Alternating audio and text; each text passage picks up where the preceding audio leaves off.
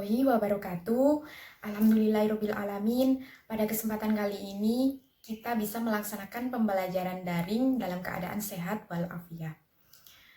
Yang pertama, saya ucapkan rasa hormat saya kepada Ibu Indah Aminatus Zuria selaku dosen pengampu pada mata kuliah Manajemen Pendidikan Islam dan teman-teman kelas MPIB yang saya sayangi. Saya akan memperkenalkan anggota kelompok 1 yang beranggotakan 4 orang. Di antaranya yang pertama, Kurota Ayun, Tanti Nafla, Emilia Nabila, dan yang terakhir Muhammad Hambali. Pada pertemuan minggu lalu, kita telah membahas tentang konsep dasar manajemen dalam pendidikan Islam bersama dengan Bu Indah. Nah, pada pertemuan kali ini, kami akan membahas tentang fungsi-fungsi manajemen dalam pendidikan Islam. Fungsi manajemen atau manajemen function adalah bagian-bagian yang terdapat dalam manajemen. Sebuah organisasi yang baik adalah organisasi yang mampu menjalankan fungsi atau bagian-bagian dalam manajemen ini tadi. Gunanya untuk apa? Gunanya sebagai pemandu atau guideline dalam aktivitas organisasi. Pada dasarnya, manajemen memiliki beberapa fungsi yang berbeda-beda dalam penyebutannya. Dikarenakan perbedaan pendapat dari para ahli.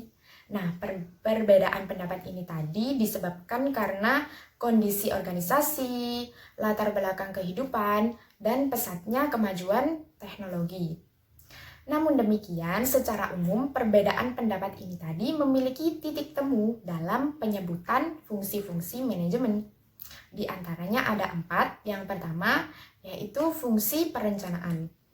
Yang kedua yaitu fungsi pengorganisasian, yang ketiga fungsi penggerakan, dan yang terakhir fungsi pengawasan. Yang pertama yaitu fungsi perencanaan. Fungsi perencanaan adalah sebagai pedoman pelaksanaan dan pengendalian.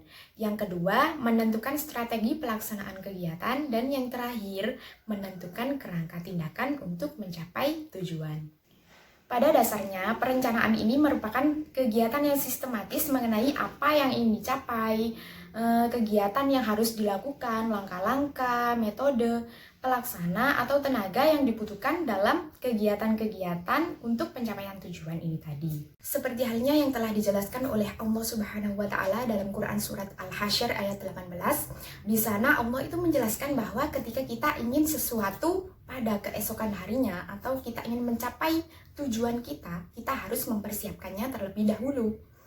Karena kesuksesan itu tadi adalah pertemuan antara kesiapan dan kesempatan. Kesempatan bisa datang kapan saja. Kalau kesiapan kita bisa memprepare-nya mulai dari saat ini. Jadi ketika kesempatan itu datang tiba-tiba, kita akan dengan mudah mencapai tujuan kita atau kesuksesan kita itu tadi. Karena kita sudah memprepare-nya terlebih dahulu. Selanjutnya yaitu langkah-langkah perencanaan. Langkah-langkah perencanaan ini ada 5. Yang pertama, kita harus menentukan dan merumuskan tujuan. Jadi kita itu harus tahu tujuan kita itu apa. Ketika kita sudah mengetahui tujuan itu tadi, kita menemukan masalah, kita meneliti masalah atau pekerjaan itu tadi. Kemudian kita mengolah data. Ketika kita menemukan masalah, kita menemukan data-datanya. Jadi data-data itu tadi kita olah. Kemudian kita menentukan tindakan yang selanjutnya, kegiatan yang selanjutnya. Dan yang terakhir kita merumuskan bagaimana masalah atau pekerjaan itu tadi dapat diselesaikan. Nah, yang selanjutnya yaitu adalah fungsi pengorganisasian. Pengorganisasian itu sendiri berasal dari kata organisasi yang berarti tindakan atau usaha.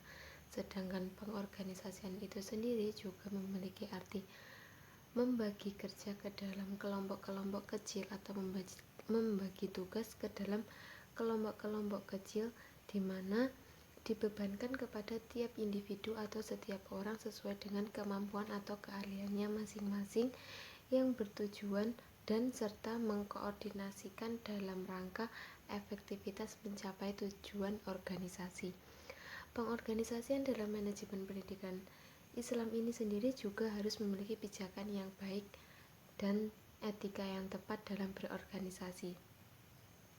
Karena Dengan adanya pengorganisasian yang baik, maka akan menghasilkan organisasi baik pula.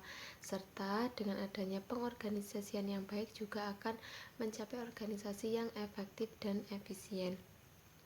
Dalam pengorganisasian ini, pemimpin itu bukan hanya memimpin, bukan hanya memiliki tugas sebagai pemimpin, namun pemimpin juga memiliki tugas menyusun tugas dan tanggung jawab, di mana sebelum pemimpin itu menyusun tugas dan tanggung jawab, pemimpin itu harus mengetahui bidang pekerjaannya.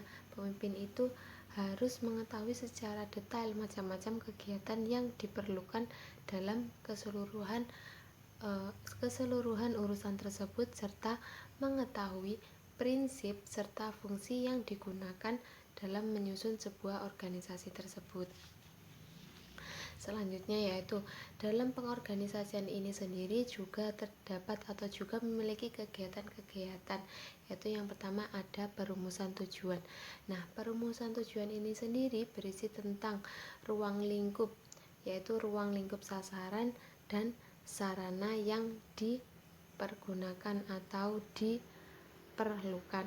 Yang kedua yaitu ada penetapan tugas pokok. Nah, penetapan tugas pokok ini sendiri merupakan tugas yang diberikan kepada setiap individu, di mana setiap individu tersebut sudah dilihat kemampuannya, sudah dilihat keahliannya sehingga tidak membebankan.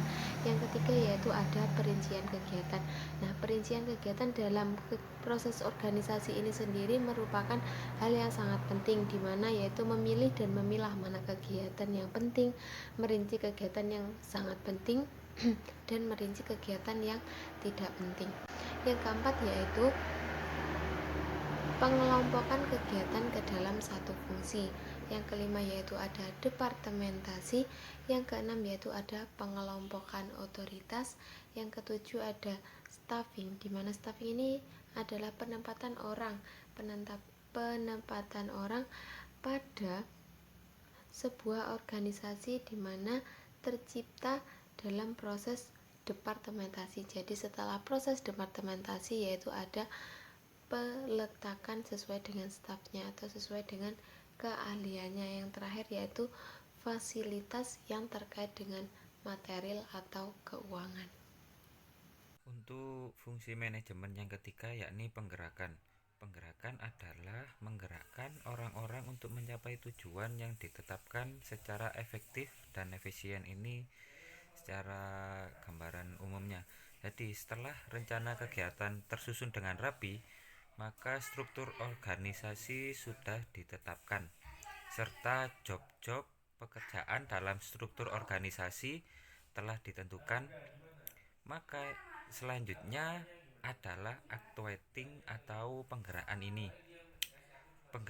Penggerakan menurut para ahli merupakan aktivitas seseorang yang memanage untuk mempengaruhi orang lain agar bekerja secara aktif, atau dengan kata lain berarti penempatan semua komponen dari sekelompok orang agar mereka mau bekerja secara sadar untuk mencapai sesuatu tujuan yang telah ditetapkan dalam perencanaan. Dengan demikian, dapat dikatakan bahwa penggerakan merupakan aktivitas inti dalam kegiatan manajemen, karena kelancaran dan keberhasilan pelaksanaan manajemen terkait dengan actuating atau penggerakan yang terkoordinir. Lanjut, kegiatan bimbingan untuk penggerakan ini dapat berbentuk sebagai berikut. Yang pertama yakni memberikan dan menjelaskan perintah. Jadi sebagai seorang yang memanage, jadi dapat memberikan dan menjelaskan perintah. 2. Memberikan petunjuk melaksanakan kegiatan. 3. Memberikan kesempatan meningkatkan pengetahuan dan keterampilan. Yang keempat, ikut serta menyumbangkan tenaga dan pikiran.